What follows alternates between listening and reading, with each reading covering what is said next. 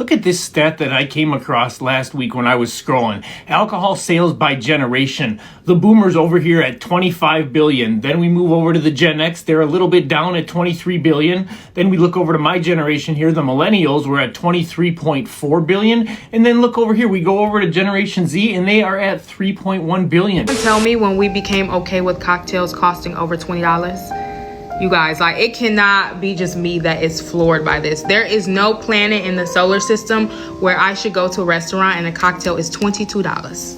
You know, I'm really happy that Gen Z is actually rejecting alcohol and rejecting the alcohol industry in general, because ultimately alcohol is a poison. It's a poison that I will consume from time to time, but I don't go out and get drunk anymore. It's really unhealthy for you, and it also costs an arm and a leg. And we're going to discuss it in today's video and react to a bunch of people coming to that realization, as well as the Gen Z generation might be the death knell for the alcohol industry. Let's discuss it in today's video. Tell me when we became okay with cocktails costing over $20. You guys, like, it cannot be just me that is floored by this. There is no planet in the solar system where I should go to a restaurant and a cocktail is $22.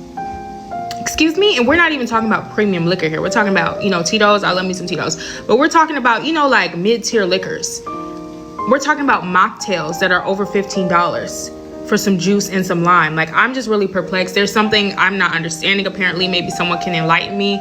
But it really gets to a point. And people will always love to say, oh, you know, if you can't afford it, don't go out, don't do this. It's not a matter of affordability. It's a matter of being financially responsible and knowing that this is highway robbery, like, quite literally. It's like happy hour prices that we see should be the normal prices. Like, I don't understand. I went to Atlanta and their cocktail pricing was out of control, and it's like Chicago is trying to catch up or something, because maybe it's just me. I don't know, but I am very perplexed. Thank you very much for coming to my TED Talk.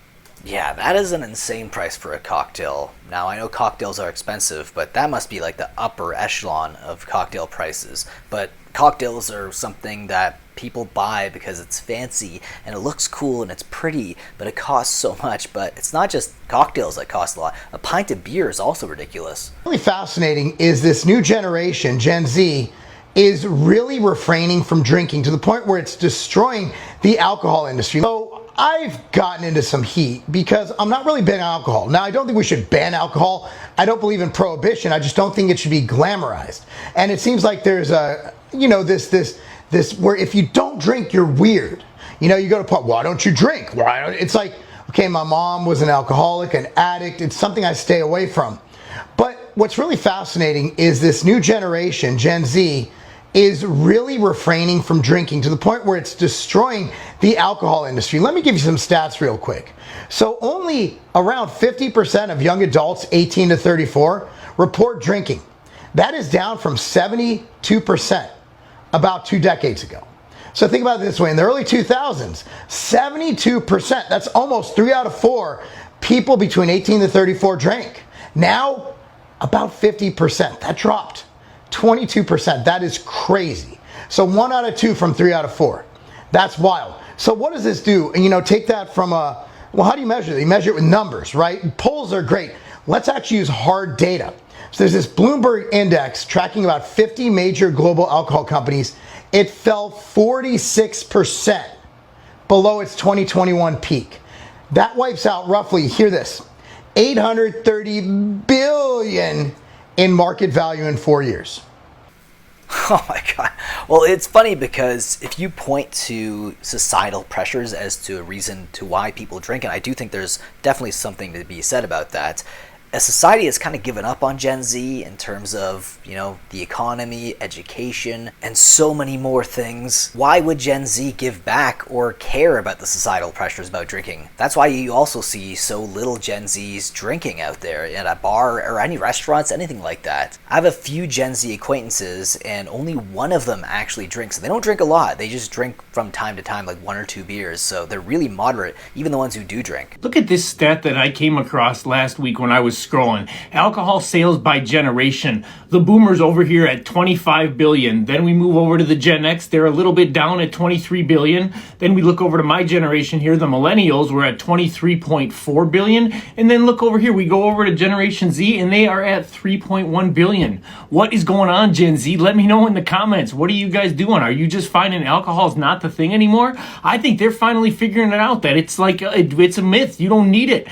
You can live life without alcohol, and they're realizing it's taking their money, their time, and they're just getting wise to it before my generation and generations prior. So I saw this stat and I had to share it because it's a great sign for all of us in the recovery world that, hey, we're doing the right thing and we're moving in the right direction. So moving into the future, everybody's looking to be alcohol free. I'm on board. Are you? I think that Gen Z might not be drinking as much because they saw their parents and their grandparents and their grandparents' parents, all drinking, and they realized that there just was nothing waiting out there for them. Gen Z is also more intentional with money, I think.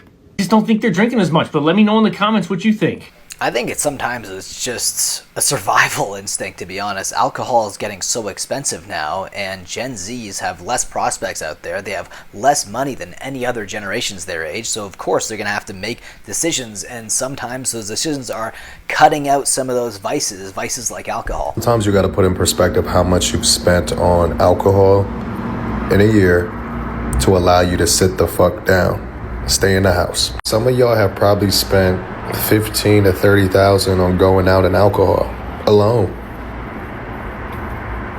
Think on that. Q4, right? Pandemic Q1. Give your credit card a breather. You don't need to pull this out every weekend. Let me de-influence you. Summer 2025 was one for the fucking book, right? We did it all. I said this on my main Instagram, my main TikTok. Damn it, both of them. It is time for you to sit on your couch and relax. Let me show you something that you can do, right?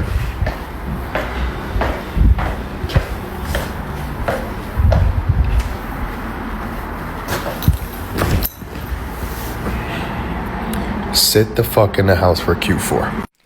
Sometimes it's also fidgeting and stuff. I find when I'm watching something on Netflix or on YouTube on my TV, I feel like I have to do something with my hands, whether it's I'm on my phone or I have a drink in my hand, a non-alcoholic beverage or something, or I'm eating, and it feels like there's this fidgeting, like this inability, I should say, of not being able to just sit down, relax, and just enjoy the silence or just enjoy everything. Maybe it's also the fact that I'm ADHD, but that's another topic for another video. I want your thoughts about this down below in the comment section. Gen Z, are they finally realizing how much of a waste of time and energy alcohol is? Leave your thoughts about it down below in the comment section, and I'll see you guys in the next one. Take care.